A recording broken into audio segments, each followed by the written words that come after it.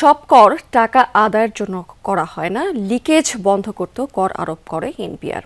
এমনটাই বলেছেন প্রতিষ্ঠান চেয়ারম্যান আব্দুর রহমান খান।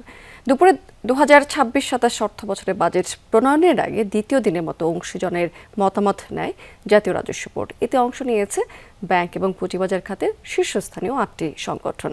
প্রস্তাব তুলে ধরেন কর এবং শুল্ক কাঠামো নিয়ে। এ সময় পুনঃবীমা প্রিমিয়াম এবং কমিশনে ভ্যাট কর প্রত্যাহার, কর্পোরেট কর কমিয়ে আনা এবং স্বাস্থ্য, কৃষি এবং ডিজিটাল বীমায় কর অব্যাহতির দাবি তোলা হয়।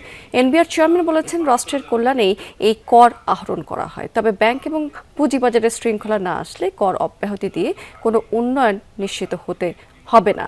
তবে এসব খাতের উন্নয়নে প্রস্তাবগুলো খতিয়ে দেখার আশ্বাস দিয়েছেন তিনি।